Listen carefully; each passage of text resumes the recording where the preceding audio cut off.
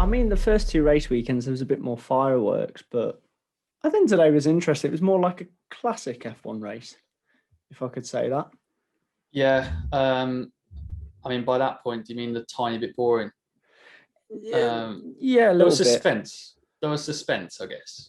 I mean, yeah, I thought the opening stint of the race was really looking good, like having the top three within 2.5 seconds of each other Yeah. for I think for a good amount of time.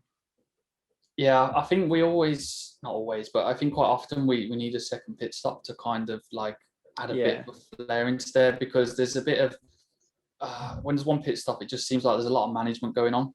And when there's in 50 or 60 lap race, you put two pit stops in there and you make three stints of 20 laps. It's just as a rough estimate. Yeah. It just adds there's a bit more of a sprint to it. I think like Hamilton was clearly managing today when he got in the lead, and when Bottas was in the lead, he was clearly not quick enough, and that's why we had a bit of an interesting first stint. Let's just run through the race quickly, because it was well, let's go before the race. Bottas on pole. Did he deserve it? Well, I mean, he did it at the two Mercs. He did a good lap. You quite often see with Bottas that I don't think his issue is overall. His main issue is quality. In compared to Hamilton. I mean, sometimes he's a bit off, but a lot of the time you just push him, even within the same tenth. So I think he would be quite happy. I mean, I've seen his stat actually. He's got 17 poles in his career, and whilst he's had a good car, and Hamilton's obviously had a lot more. I mean, 17 poles in a career is not bad. No, I mean, the second best behind Hamilton's like 70, I think, which is Schumacher. He's third of the way towards Senna. So, qualifying, whilst he's definitely not as quick as Hamilton, it's not bad. But I think, Verstappen clearly, I don't want to say dropped the ball, but I mean, he had the quickest car. He did the fastest lap. That first lap he did in quali in Q3, where he's actually got deleted for even losing time going wide, but rules are rules. I thought that time was going to be terrible until he crossed the line. Where did he go wide? He got a snap through turn 4 over the crest in turn 4. Really tricky corner. Yeah, it is. The rear goes. You can, especially in I don't want to say especially in a car, but having driven there myself and done the F1 sims there, you're in sort of like fourth gear going over the top there, and you're flat, and you're putting a lot of lateral load in combined throttle as well, so outside rear right, and doesn't take much, especially this weekend. It looked like it was pretty much always a tailwind. You don't have that to save you, and it was close, but I mean, rules are rules. But yeah, it was still actually the fastest lap technically done in Q3, if it wasn't deleted, and he lost time. So it just goes to show that the car was quick enough for pole. I don't know what happened on his second one, but yeah, I think credit to Mercedes for jumping on that.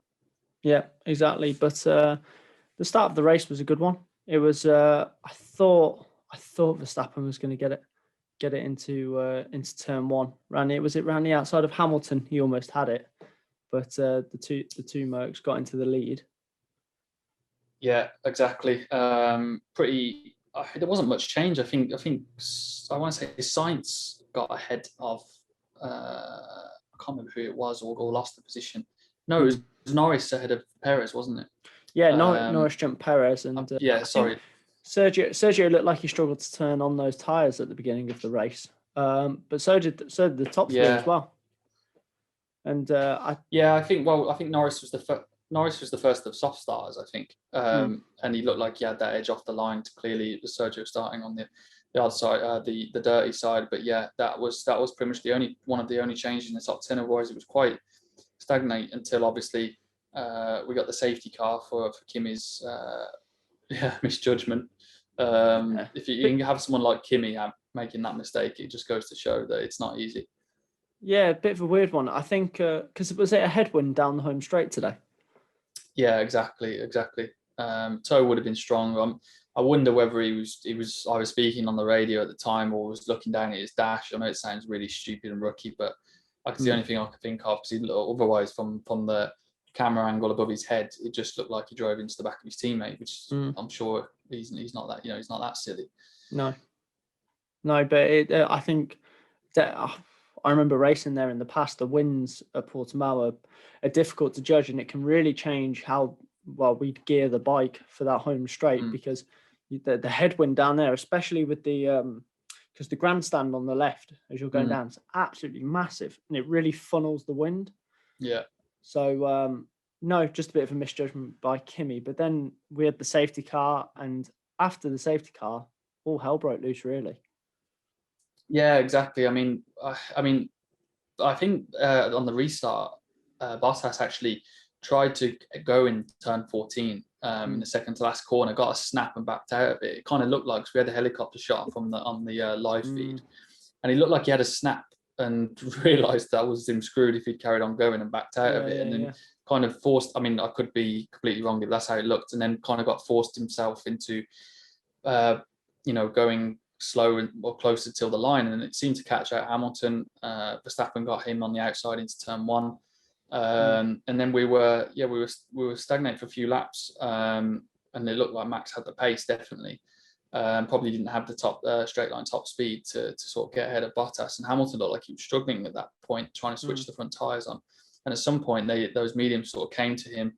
Max made a mistake, exit turn 14, got a swap on. Obviously, I sort of don't blame him for that, because as you can clearly see for the rest of the race, he didn't have enough into turn 1 with in terms of engine 2 or straight line speed to get ahead. So he was having to fight so hard, especially in that last sector, those last 2 corners, and that one lap pushed it a bit too hard, got a snap, and it just sit and duck then with Lewis going into turn 1.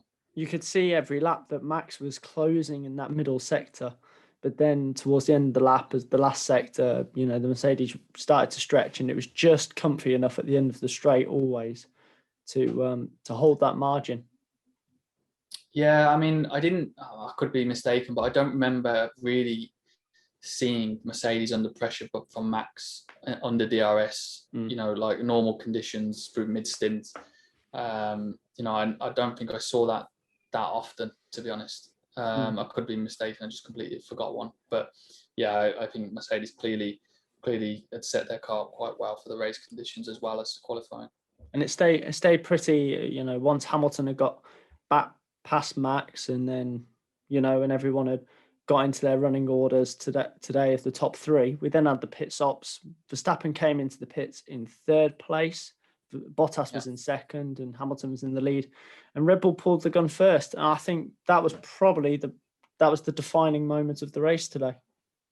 Yeah, exactly. It's kind of what I hinted at the beginning, that when we have these tight races with these Max versus the Mercs, there's not a lot between them, and it takes a pit stop to sort of open it up and get those out and in laps and undercuts and overcuts going, and that's clearly what happened today. I mean, you saw pretty much once Max had started that off, Lewis clearly had pace in hand once he'd got into the lead, from taking Bottas into turn 1. He sort of managed the gap, really. He was trying to keep them in it looked like he was trying to keep them out of DRS, but also in dirty air to sort of keep his tyres but hurt their tyres. Yeah. And then once Max pitted, that was his license to stretch it then. So he, I'm jumping forward ahead a bit here, but he was never under pressure, even having to pit 2 laps later for Max, with the fact that Valtteri had to pit first for the undercut threat from Max. But yeah, I think when we all saw that the gap coming out of the pits, Valtteri looked like he was sort of, he looked like he had enough gap. He didn't look like he was under enough pressure, but cold tyres clearly hurt him into turn 3. He lost the car between turn 3 and 4, putting on the back foot, down the back straight into 5. But what I didn't get about that, and I might be a bit hypocritical here because I've been in that position myself, and maybe he was in his blind spot and didn't see him, but going on that straight between turn 4 and turn 5, Max was not alongside him, but to his left, out of his toe, and Bottas didn't like come over to cover him to defend into turn 5. No. He just sort of gave him the easy line. The only thing I'd hope that happened was he couldn't see him in his blind spot. Otherwise, if he did see him, I don't understand why he didn't at least try and make it difficult by making him go to the outside. I mean, yeah, he probably would have gone deep into 5, and Max would have got him on the cutback anyway. But you've got to try something. You can't just give him the inside line. I think the only thing you could say maybe was what happened was, as Verstappen's cut back at 4, the closing speed in Bottas's mirror of of Verstappen in 4 to his rear end, he's maybe thought, oh, he's already alongside me. Yeah, it's the only thing I could think of, because again, it always looks easy on the onboard cameras when you sat above the head. You know, you don't see how little they see in the mirrors, but you know, the slide in turn 3s, you even saw Hamilton have a little moment there, not as bad, but when he exited the pit, so it was clearly just a cold tyre thing. But yeah, that little failure to move over to the left seemed a bit strange, but maybe there was a genuine reason for it. But I think the pit stop team of last year, Red Bull, really helped that move as well. You know, they put another cracking stop on for Max, and the Mercedes boys were a bit slower. So I think the pit stops really played a big part of it. And, you know, from what we've seen in the past as well, Verstappen really struggling to get past that Mercedes in DRS zones. But then... Yeah, that was... I mean, Max is one hell of a driver and clearly got so much pace about it, but that was clearly his only chance today in that pit stop phase to get ahead. And he made the most of it, you know, when that opportunity presented itself. Yeah, I think it was Bottas's stop where they were about 1 second slower than the Red Bull guys, I think, if I remember correctly. Yeah. And that was all enough in the end, because if you think if he had an extra second going down into turn 5, he would have been fine, because he's getting ahead into, you know, middle sector then, and the last 2 corners he's going to have some tyre time to make a gap. And that's fine margins for you. That goes to show how important the pit stops are in F1. 100%. And then the top 3 really stayed as they were. Valtteri was closing in, got Toto on the radio again, giving him a bit of encouragement. But he was closing a bit more, and then it was exhaust temperature sensor which failed for him, and he lost a bit of power and lost a load of time. But that was really the top 3 today. But big shout out to the driver of the day from the fans was Sergio Perez today. Yeah, I think he did a good job. You know, he's a bit, don't want to say unfortunate. It's just racing, being the first guy to be vulnerable to the first soft tyre starting in form of Lando Norris. And that first stint really hurt him. I mean, it wasn't his whole first stint in the end, I don't think, but you know, he was already 10 seconds behind by the time he got back into 4th, and he kind of held that gap. You know, his pace was quite. If he would have been there with off the back of Max, he wouldn't have been too far behind him, I don't think. No, probably like 4 or 5 seconds tops as he got closer in dirty air. But he obviously, they tried something by extending his stint basically. I think they thought maybe they could slow up Hamilton as Max was now in P2. Which they normally play that game, you know, when there's an opportunity to. I mean, he had 4th place in the bag, so what, you know, may as well really. Yeah. But no, I think as Martin Brundle put it in commentary, you know, he's just I can't remember how he described him, but he could take anything, engine, brakes, tires, you know, so much longer than everyone else, it seems. Yeah. He seems so kind on them in his driving style. It's something we always hear about him, but you know, I know it wasn't the biggest deg track this weekend, so maybe he was forced into it a little bit more with the race situation, but he clearly has that knack. That first stint of Sergio's, which lasted till lap 50 of 66. So yeah. I think that's pretty good going. But something we've spoke about, Jake, was the tyre compounds this weekend. Maybe a bit too hard? Yeah, I think so. You know, we in many ways, us as a sort of fans watching, we're kind of a bit hypocritical in a way, because we say we want them to be able to push flat out all the time. But you know, when we get races like this, and really only tyre warm up was the issue, and the drivers can drive flat out, they just can't overtake each other. That enough. They kind of, with the way the cars are nowadays, with the how aero dependent they are, how fast they are, they need the pit stop phase to shake it up a bit. Get people on different tyre compounds, different situations. You know, when you had that first stint of just all the top 4 mediums on tyre that wasn't going to degrade, and it's just, you know, it was a case of who blinked first, really. You know, all you're kind of looking out for is a safety car, and it's just, I think it's easy to say now, but bringing the C1, 2, and 3, I think it was probably a bit one step too soft, at least. C2 and C3, they didn't look like there was a lot between them. We saw Hamilton even trying to do his fastest lap in Q3 on the medium, and it didn't look that different for the Mercedes in the soft and the medium. So yeah, I think we would have, if it one step more, we would have had a bit of a more of an interesting race. Maybe had a second pit stop potentially. But yeah, I think also something to mention as well is the fact that they shortened the DRS zone by like 120 meters or something like that. I don't have that factually correct in my hand, but something like that.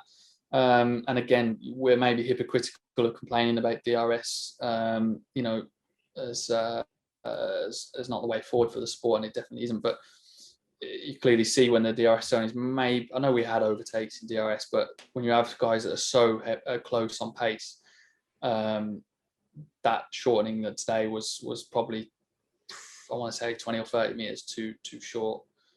But you know, that's maybe for a different argument or a different conversation to talk about. Next year's cars probably wouldn't have that situation. Yeah, but as you said, Hamilton tries to do his fastest lap in Q3 on the medium bit. He really showed his class today, and I think, you know, put Valtteri in his place yet again. Yeah, he's one of those guys, isn't he? He gets the bit between his teeth.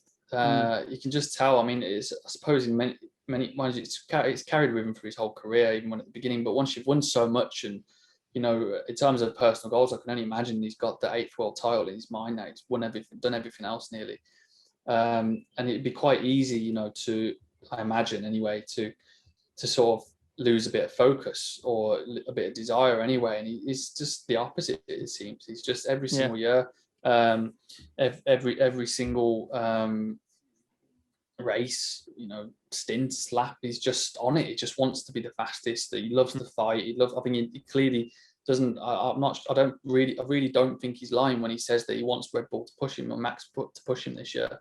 I think he wants that. He wants to prove to people that he's the best. And he gets in that situation today where he finds himself in P3 after that safety car restart, pounces on Max, gets on his teammate into turn 1 and just mugs him basically. I mean, I don't know if when you see from the head on, because the live feed was head on into turn 1 when that happened. Yeah. And as he turned in, I was like, that's a crash. That is a crash. As he turned in, knowing how tight that corner is to the apex. When you sort of see the onboards and the overheads, it's like Valtteri basically gave it him. Well, that's what having an edge over your teammate is, or having the edge over anyone, isn't it? Because if you know you're going to keep the throttle in and just turn in, and you know the other person's going to move for you, that was definitely in Lewis's head. I'm sure of it. And more in Valtteri's head is probably, you know, I don't want to crash into Lewis. Because it's basically kicking myself, especially after the whole Imola debacle with Russell, which is basically kicking me out of a seat if I do that. It's funny how these things come in, and it's just. But talking about Lewis, he's so impressive. I mean, I saw they read out a stat, I think, on the Sky commentary, that since 2013 he's only failed to score for the team in 9 races. That's ridiculous. Is crazy. I mean, how many? I think it's been 9 seasons since that point, something like that. 8 seasons or whatever. We're in our 9th season now. So you're talking like what, 170, 180 races? And a couple of those would have been in 2016 versus Nico when he had a couple of engine failures and stuff. Yeah, you know, this is including DNFs, I think, like just mechanical failure DNFs. It's ridiculous, isn't it? I wonder whether he's actually finished, how many times out of those 9 he actually finished the race and failed to score. 1, 2, if that. It's nuts. I mean, he'll go down as one of the best, if not the best that's ever lived. And you can only applaud him for it. I think it's 97 race wins for him now. So, or something stupid. He's going to be in the century in both poles and wins. Yeah. He's going to probably. I was about to say he's going to probably have his 8th world title, but that would have been a bit brave. I think you're jumping the gun there. Yeah, I think Verstappen's got something to say about it this year. But let's rattle off. We're trying to keep to our timer this week, people. Like last week, it went out the water horrifically. Yeah. And we've not got Nick here this week. He's been in the Nordschleife in. Is it VLN? NLS it's called now. NLS. NLS. It sounds like that music band that existed once upon a time. What with Timberlake and stuff? No, JLS. Oh. Why did I go to like In Sync or know. something? Oh, I don't know. God's sake. But yeah, he unfortunately left his iPad at the track, so he's unable to join us. What a Billy! What a muppet! He had a good weekend though. He had a good weekend. Did it? Yeah. Well, I said, did he? I'm supposed to be his mate. He? Top BMW, I think, yesterday in race 1. I think. Yeah, I'm just. I said. I didn't know it was today's race. I'm just scrolling through the group chat just to see where he finished again, because we really pay attention to our friends racing. Yeah. We just think he's that good that we don't need to. P5 he took top BMW. Yeah. Good. He fought back from P14 to P5, and must have almost crashed 6 times a lap every lap. So good on him. That's probably why he's forgot his iPad, because he's still dizzy. Yeah, probably. And the Nordschleife is, God, I'd forget everything after lap of the Nordschleife. Yeah. But let's go to our talking points before we round off the F1 stuff. Alpine, good show. Yeah, I mean, I think I even heard one of the either Norris or one of the Ferrari drivers mentioning in the post qualifying chats that the surprising performance of Alpine. But really, when you think about how they were finishing towards the end of last year, with Ricciardo getting those podiums, I think in Germany and Imola. Yeah. I think it was more surprising that they weren't there in the first 2 races. Yeah, I think they didn't carry on the upward trajectory, did they? No, and you have a few cases of that this year. It seems like with the rate change or the floor change, which obviously it's the buzzword this year is rate, but obviously Aston Martin seemed like the standout. But Alpine until this weekend were also in that bracket. They looked like they'd completely fell out of that fight for best of the rest. I still wouldn't say confidently they're as quick as the McLarens, especially Norris and the Ferraris, but they seem to have brought themselves in this weekend with the sort of Alpha Tauri's mix. That sort of 5th fastest, maybe squeezing 4th fastest on occasion. I tell you what, Fernando in that final stint looked absolutely back to the Fernando we sort of know. He looked like the old Fernando, didn't he? Where he was just on a charge. Who did he swoop around the outside of at turn 1? Ricciardo. Yeah, it was Ricciardo, and I thought you've seen that before. Seen that before. I don't know. In many ways, when he was announced it was coming back, I kind of felt a bit like, give the young guys a chance, and in one extent, I still definitely do think that. But if he's gonna come back, I want to see him fight. If he's gonna bother with this with Alpine, I want to see him up front. Yeah, and he only finished. I think he finished less than a second behind Ocon. Yeah, just 1.1 seconds behind Ocon. And he had a really strong first part of the race, I think. So he looked strong, and it was tale of 2 halves, really. I can't remember their tyre choice, but maybe they split strategy, and that's kind of how it looked. It's kind of how it looked to me, without knowing that if they had different strategies or not. Yeah, exactly. But great showing by the Alpines. Let's move on to McLaren quickly. Norris was the best of the rest again. I think that's all he could have wished for this weekend. That's all he needs to do, really. In a normal season, he's not going to finish ahead of the likes of Perez or Bottas. His best this year is can hope for. He's 5th in the Drivers' Championship, and I think that's what he should be aiming for. Clearly, he's finished, I think, 5th since Abu Dhabi, 5th, 4th, 3rd, 5th.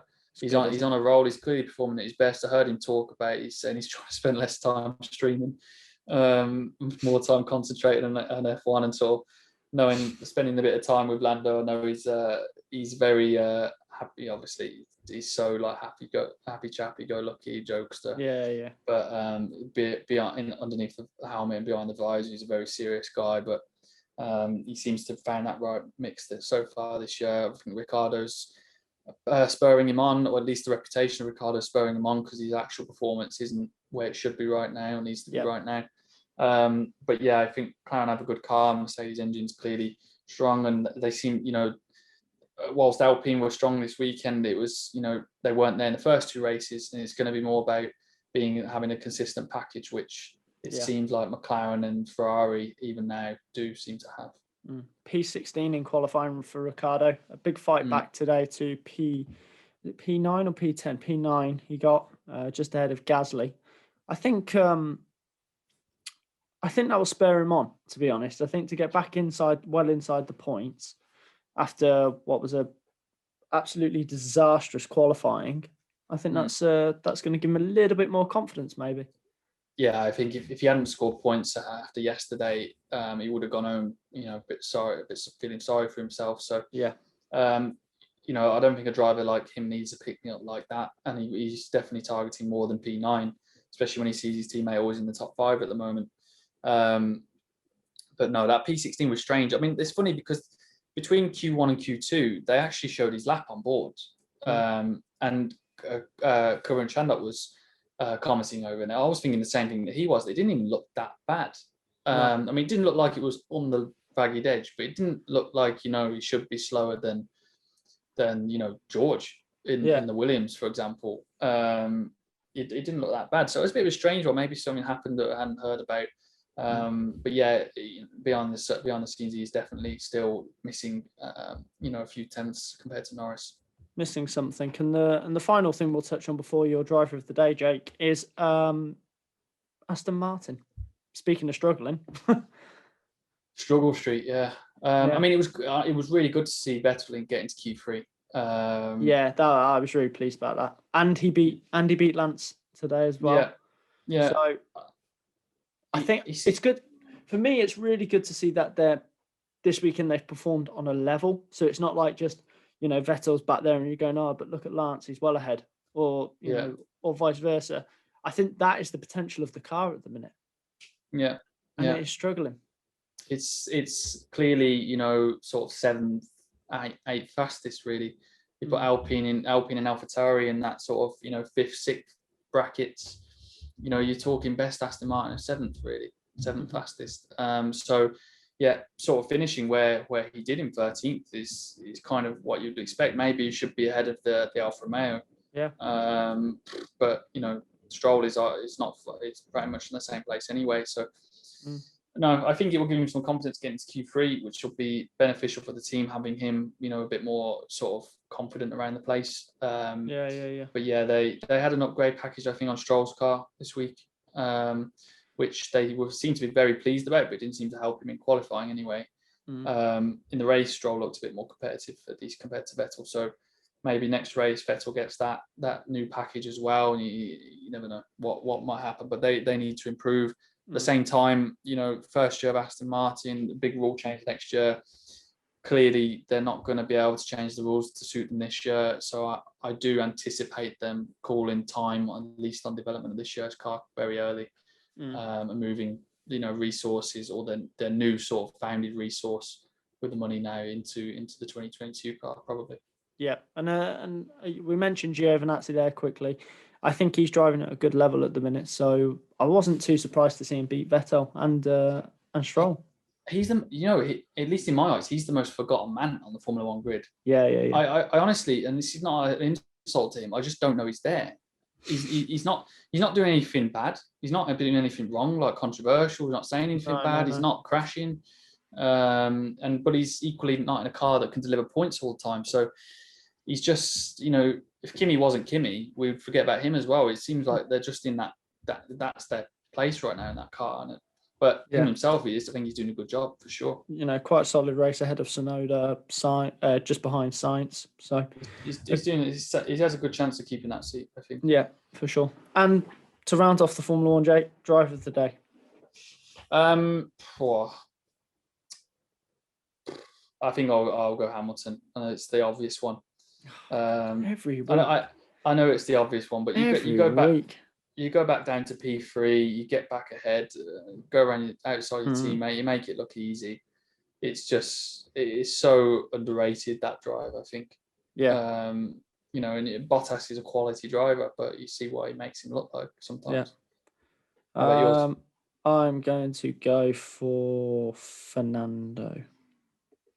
Because I'm not sure I could say driver of the day, but yeah, good drive. Well, I like to go a bit more interesting, and I'm also going to go for a big shout out for Mick Schumacher for beating Latifi. Yeah, that was a good little fight I saw at the end. Forced Latifi into mistake turn 3. Yeah, he looks like he's getting on top of that. Good stuff from Mick. Right to the two-wheel side of things, and this weekend the MotoGP boys were at Jerez. Oh, Jerez! What a beautiful track that is. I really like Jerez. I know, but you do it with a weird chicane where it gets really fun. Yeah, I do wish we did that. That flat out right. Yeah, incredible. Yeah, it's a bit like Barcelona. That last chicane, it's horrendous. I mean, the bikes are not doing the last chicane at Barcelona either now. So yeah. Come on, you boys need to get on it. Man up. Yeah. Let's talk about qualifying in GP quickly before we get onto the race results, and we'll also touch on Moto2 and Moto3 very quickly as well. Fabio Quartararo, another pole position. He appears to be the Saturday man. Yeah, he's on it at the moment, isn't he? He looks very at home. Obviously, it's not really that different to his last year or two in MotoGP, or his first year or two in MotoGP with the Petronas bike. But no, I mean, like we touched on, I think in our first racing show episode, it's not easy going into the big team, so to speak. There's more pressure. In theory, it shouldn't be any different, and if you have the right mindset, it should encourage you. It should motivate you. But in some guys you see in F1, even some guys it just doesn't work. So there's always that risk, I guess, depending on what type of person you are. But you seem to be relishing it.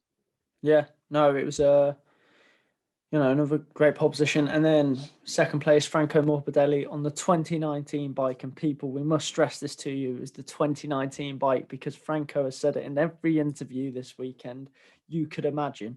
So on the 2019 bike, I think it must be a horrible, horrible position Franco's in, because I was talking to my dad about this earlier. We said, okay, you've finished second in the World Championship, the top Yamaha. You've won the same amount of races as the lead Yamaha last year, which was Quartararo, also winning 3.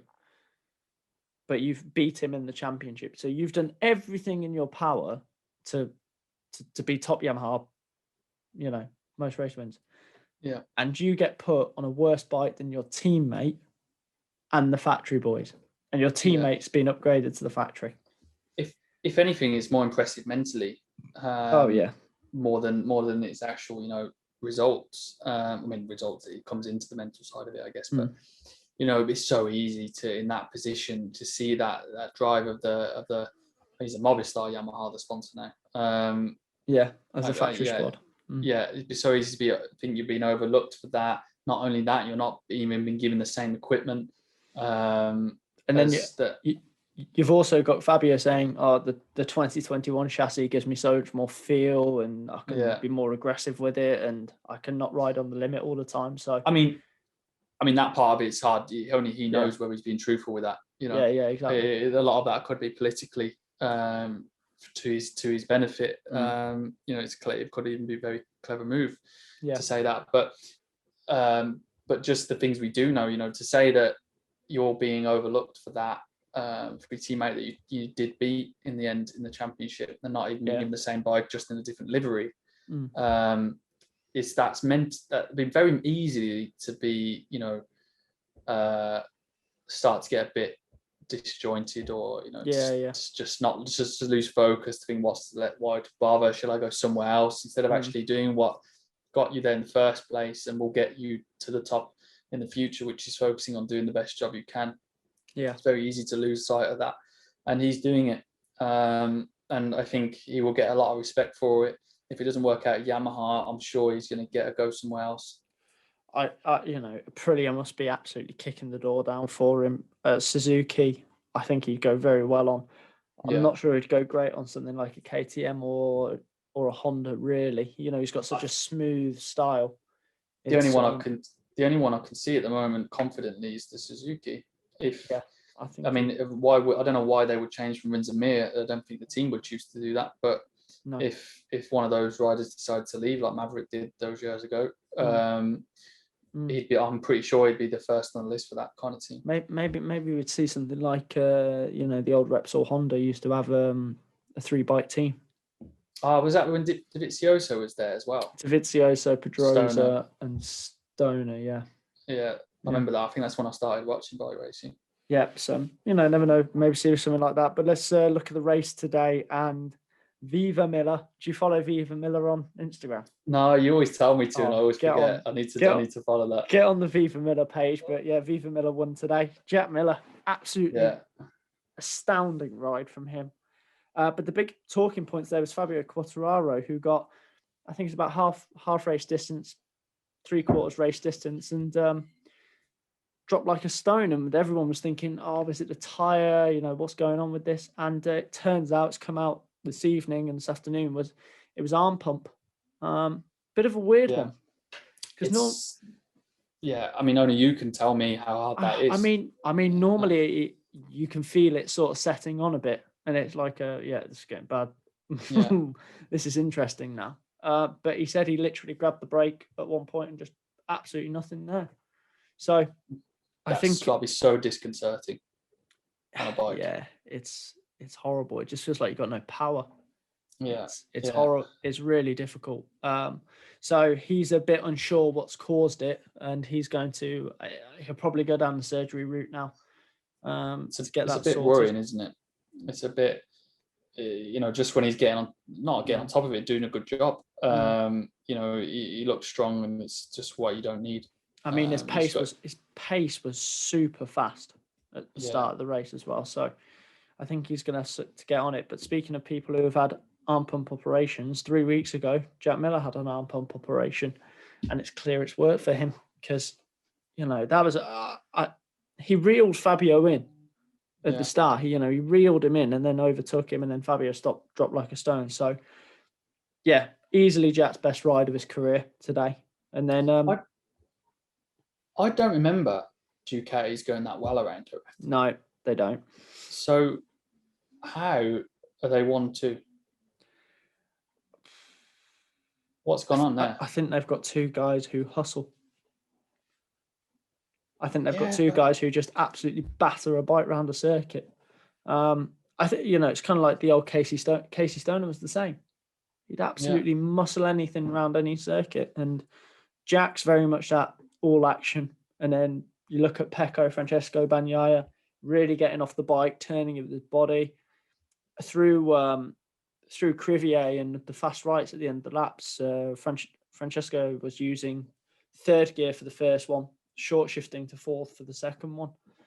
And I think it's that slightly different way of riding the Ducati to the way like Dovizioso and Petrucci was riding it. I think it's just helping them. So that's the reason for the 1-2. And then in P3 was my rider of the day, Franco Morbidelli, who was, elated with that because he said I was on the limit every corner of every lap.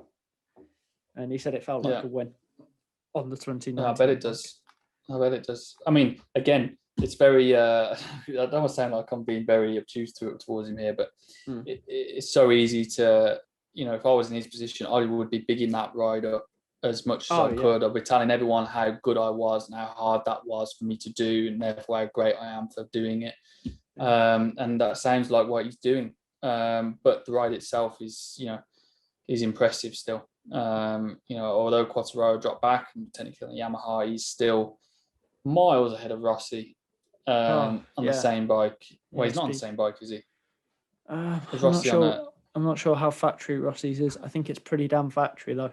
Yeah, I imagine he's got more bits than Franco. 17th place today, behind his half brother Luca Marini by 2 seconds. It's disappointing to see, isn't it? It's a bit like watching Lewis just be like, in a good car or something just at the back. It's just not nice to see. My opinion is, I think you need to go last year. It's got to be his last year, but you've got to go out on sort of like a high note though. And this is just 22 seconds off the win, which isn't it's a good amount, but it's not a country mile. But I think the thing that highlights it the most as well is the person behind him was Tito Rabat, who was filling in for the injured Jorge Martin. Yeah. And Tito, who hasn't rode a MotoGP bike all year, he was only 8 seconds off him. Yeah. So I mean, he's fourth last of the finishers. Yeah, I think. And Rins, who was last, crashed. as well. Yeah. So it's third last, really.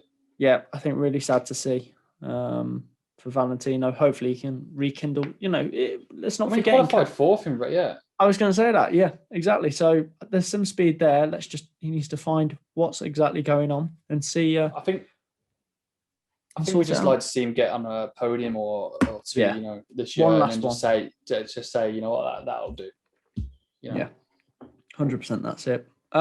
Let's just rattle off a few finishers quickly who have had a good day, and then we'll wrap up this racing show, which has gone over our timer again, Jake. We need to stop setting this timer. No, we have to, because otherwise we talk for 2 hours. Yeah, it's literally so easy to talk about it. There's so many talking points.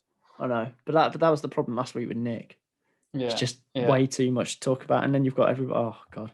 Anyway, top Honda, Taka Nakagami in 4th place. I can't decide whether it's him or Aleix who's my rider of the day. I think. Yeah, I kind of. Yeah, top Suzuki. I want to say Aleix. Yeah, top Suzuki 5th, Aleix 6th. I think that's the closest he's finished to the win. 5 seconds. 5. On that Aprilia as well. So that was a damn good show. Maverick disappointing 7th. Yeah. When his teammates leading the whole race, but again, it was another little poor qualifying from Maverick. He's either on pole or P9. Yeah, exactly. He'll just turn up next race and win by 5 seconds. It's just him. That's the thing. And then the 2 Repsol Hondas in 9th and 10th. Marquez in 9th. After the weekend he had, and I know you haven't seen the crashes, Jake, go check them out. I think MotoGP have posted them up. He had a horrible one into 7. Yeah. Come out the hairpin into the fast left. He had a horrible one there, reaching the air fence, and then turn 4, where he crashed last year. He took the front there again in warm-up and reached the air fence. So he had 2 very fast crashes. I think P9 is a conservative ride from him, and I think a very good one. And I think it's what he needs. Teammate. Yeah. And just to build on the fitness. Build on the fitness. Yeah, exactly. I don't think it doesn't look like there's any danger of him losing his bottle or his pace. Is that it's just a case of being fit enough to last it really and hold on to it. So it's easy said than done, but he just needs to focus on finishing. Yeah, 100%. And then Pol Espargaro looked quick yesterday, looked really quick, and as soon as he started looking quick, he crashed, and that seems to be a bit of a rhythm he's getting into with that. So I really like Pol. He's on a new bike, remember.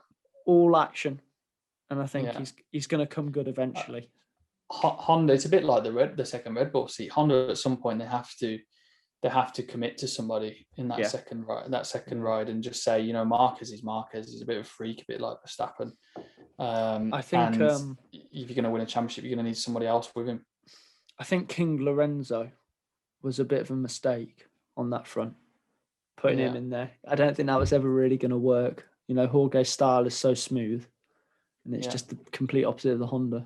I call him King Lorenzo because he's the king of Twitter now.